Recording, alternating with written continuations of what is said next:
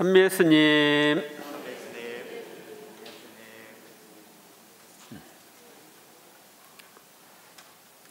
오늘은 연중 제4주일입니다. 한국교회는 해마다 1월 마지막 주일을 해외 원조주일로 지내고 있습니다. 한국천주교회 주교회의는 2003년 추계정기총회에서 해외 원조 사업에 대한 올바른 홍보와 신자들의 의식 강화를 위하여 해외 원조주일을 정하였습니다.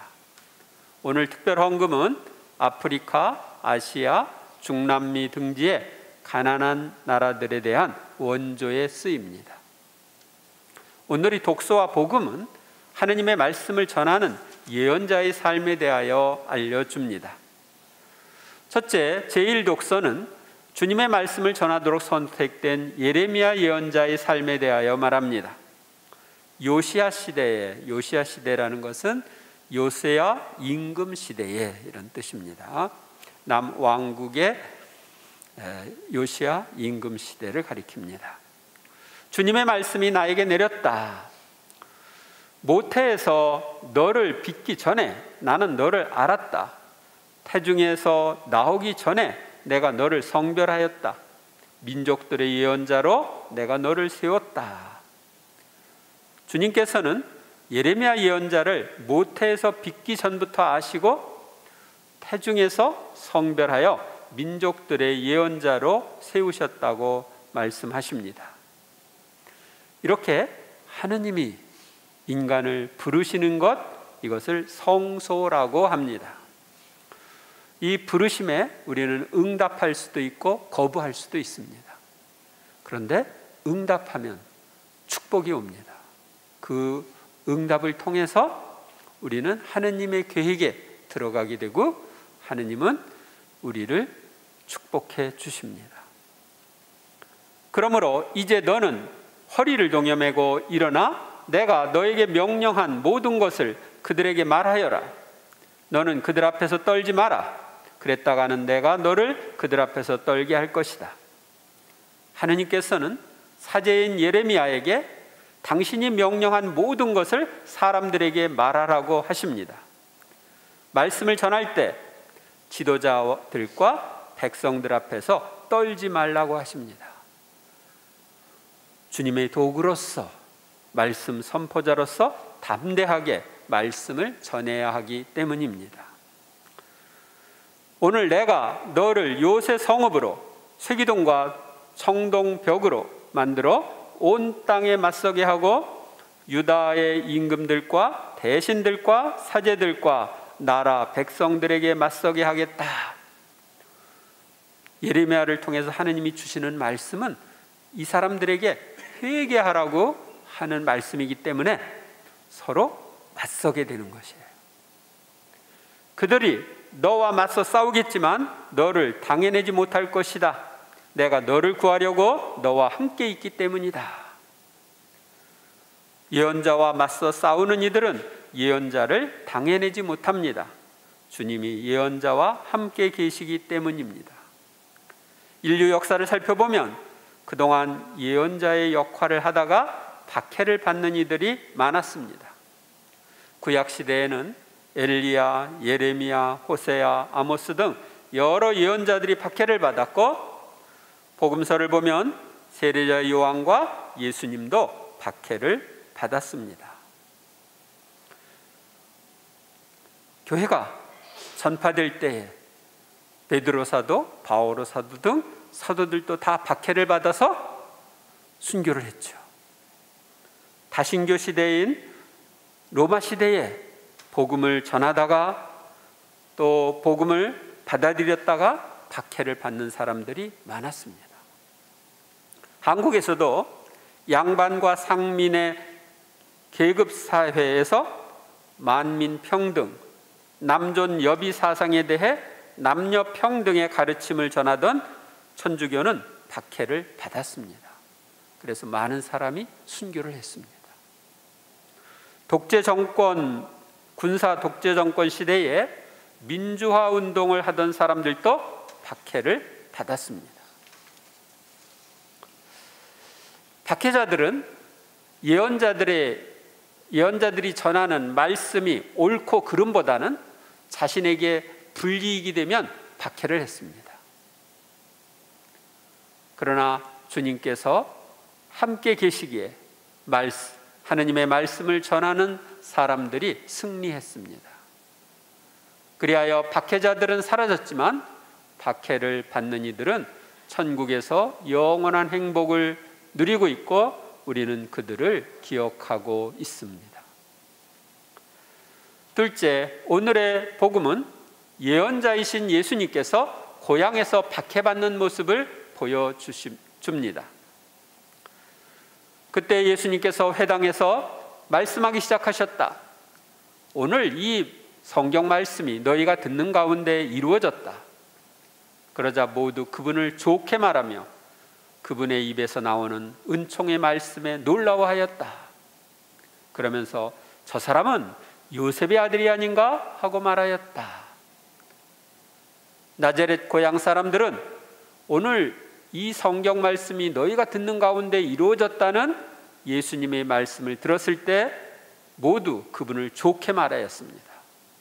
그들은 자신들의 마음에 드는 은총의 말씀에 놀라워하면서 저 사람은 요셉의 아들이 아닌가 하고 말하였습니다. 이는 자신과 함께 지냈던 요셉의 아들에서 예언자로 변화된 예수님을 받아들일 수 없었기 때문에 한 말이었습니다. 예수님께서는 그들에게 이르셨다. 너희는 틀림없이 의사야 내 병이나 고쳐라 하는 속담을 들며 내가 가파르나움에서 하였다고 우리가 들은 그 일들을 여기 네 고향에서도 해보아라 할 것이다.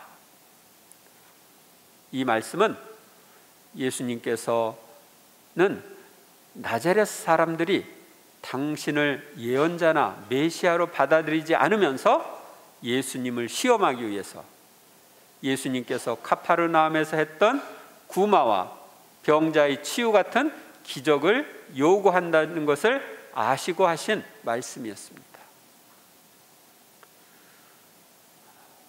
그분을 받아들이지 않으면 기적이 안 일어나요. 믿지 않으면 안 일어납니다.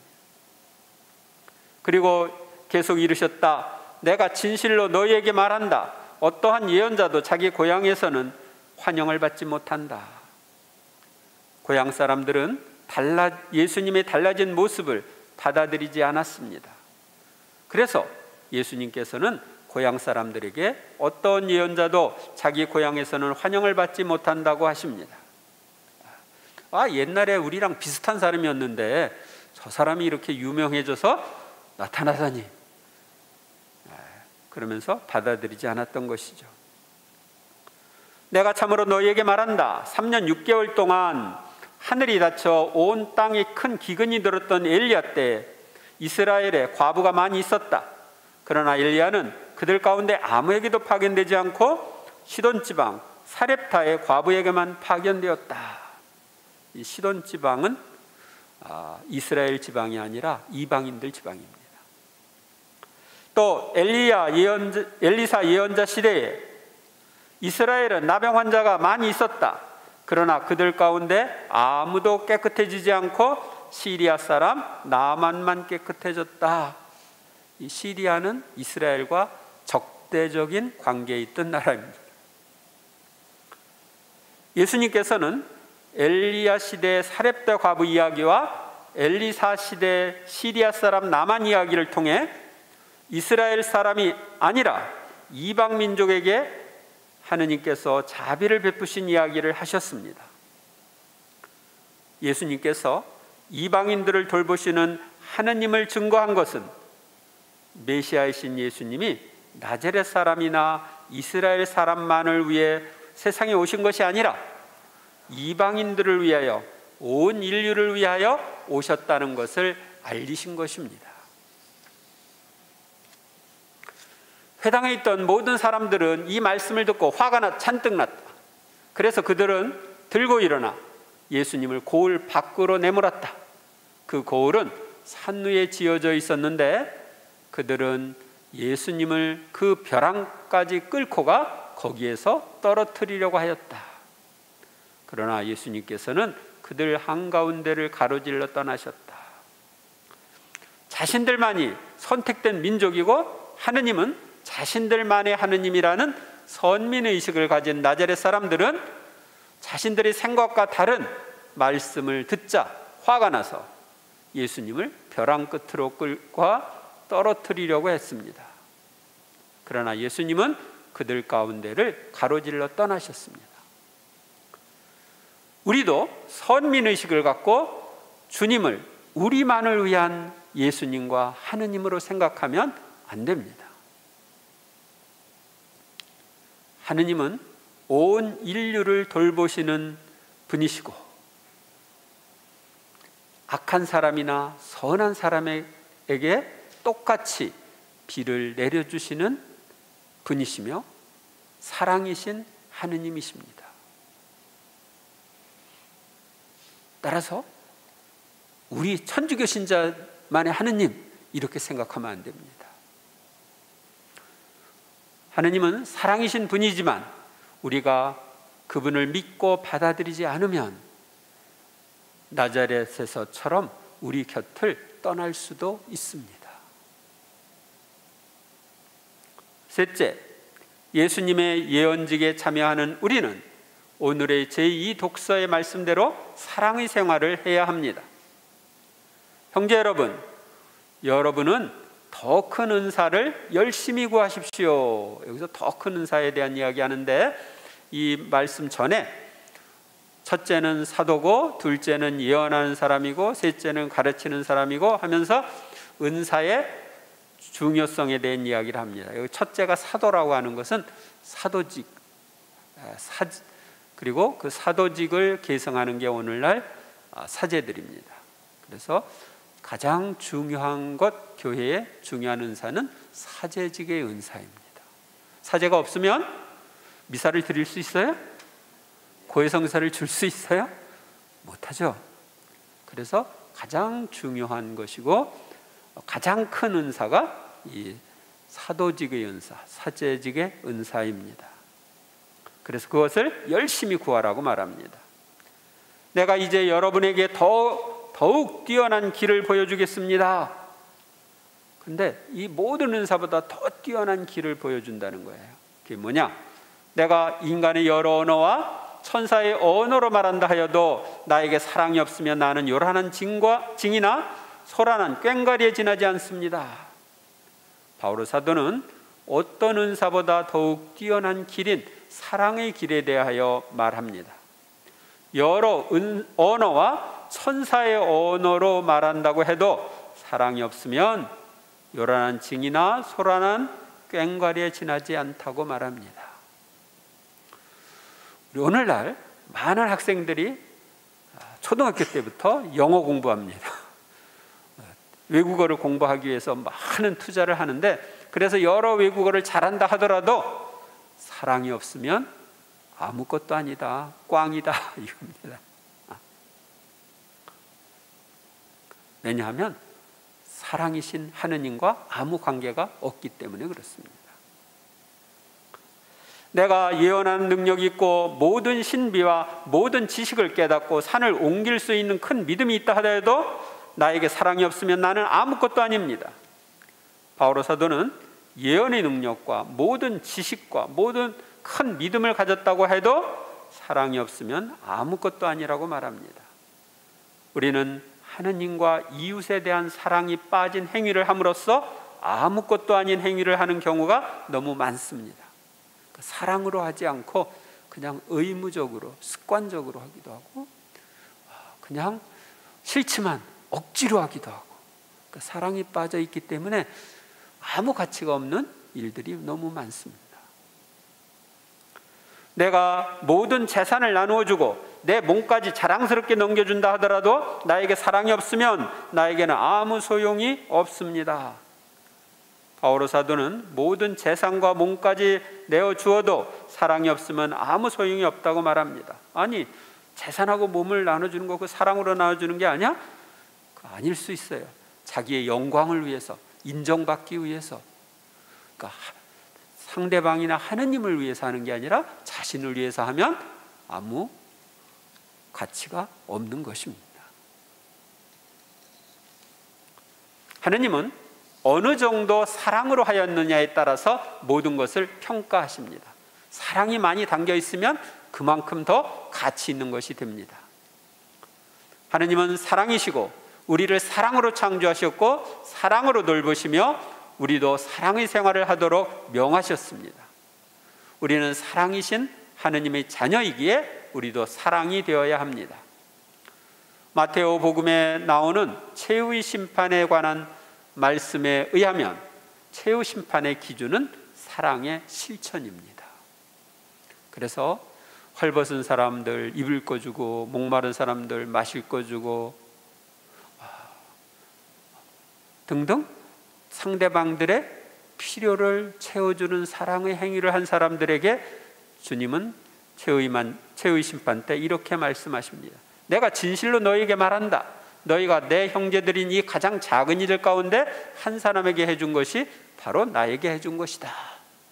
그리고 이들을 영원한 복으로 인도하십니다. 사랑은 참고 기다립니다. 사랑은 친절합니다. 사랑은 시기하지 않고 뽐내지 않으며 교만하지 않습니다. 사랑은 무례하지 않고 자기 이익을 추구하지 않으며 성을 내지 않고 앙심을 품지 않습니다. 사랑은 불의에 기뻐하지 않고 진실을 두고 기뻐합니다. 사랑은 모든 것을 덮어주고 모든 것을 믿으며 모든 것을 바라고 모든 것을 견디어냅니다. 이 고린토전서 13장에 있는 이 사랑의 송가는 우리에게 사랑이 있으면 어떻게 해야 하는지를 보여줍니다.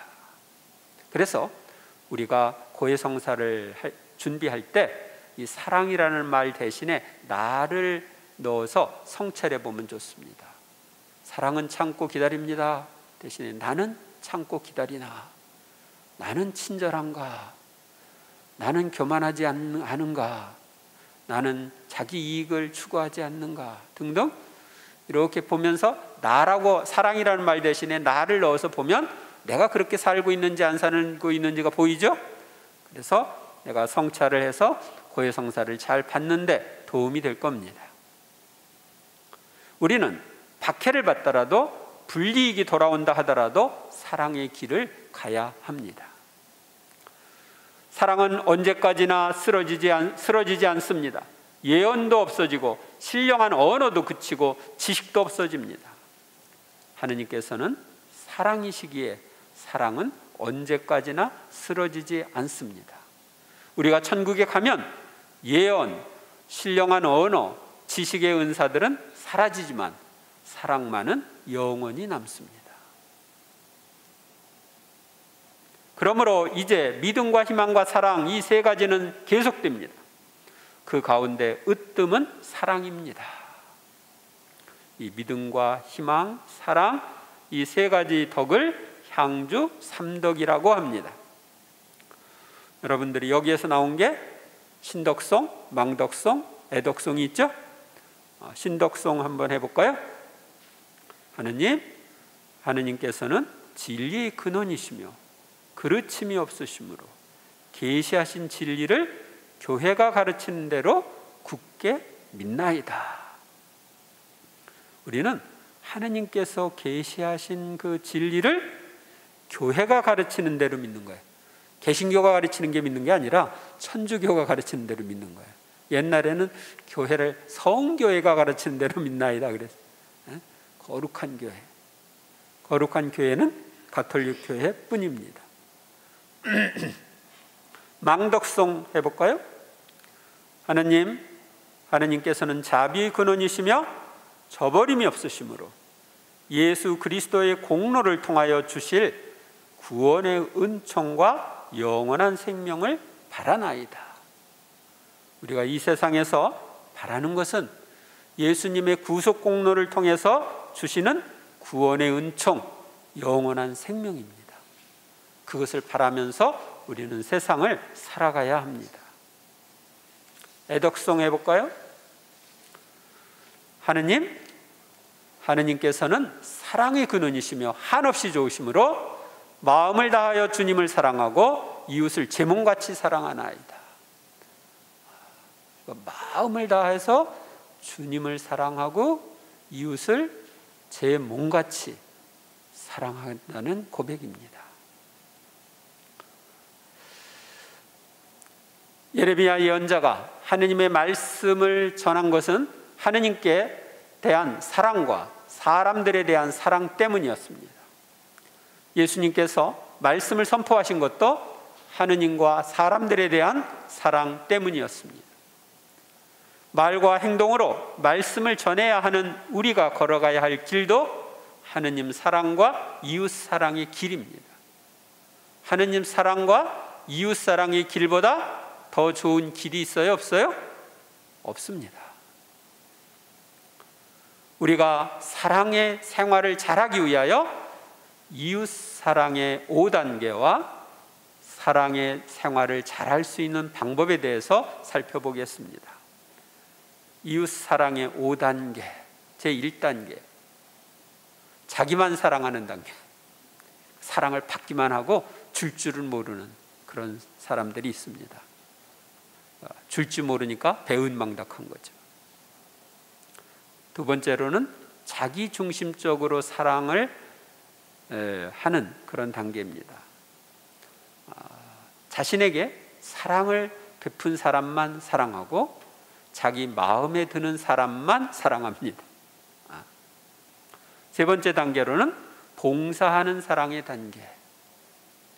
나에게 사랑을 베푸지 않는 사람, 내가 모르는 사람도 사랑하고 나의 도움이 필요하면 도와주는 사랑입니다.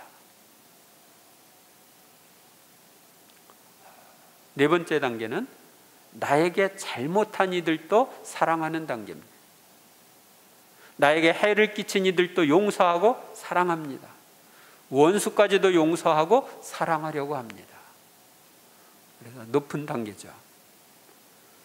다섯 번째 단계는 아가페적인 사랑 단계입니다.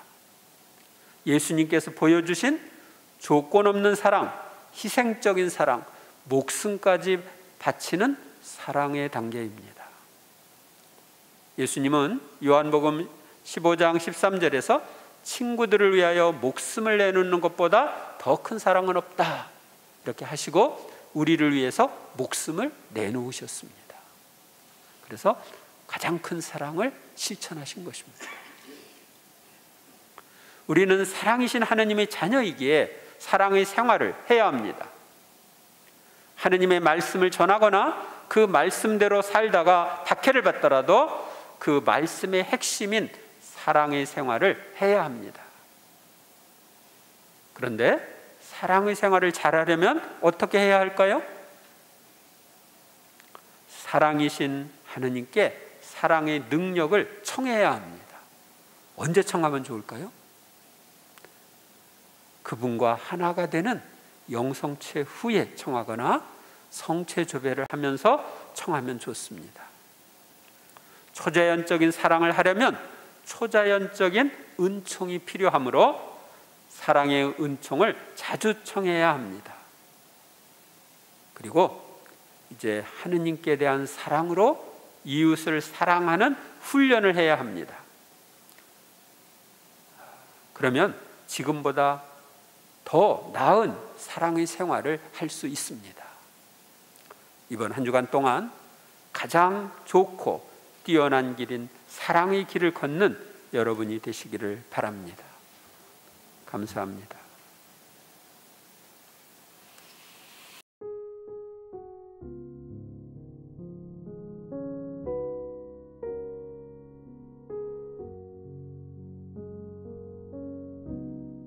주님의 평화가 항상 여러분과 함께.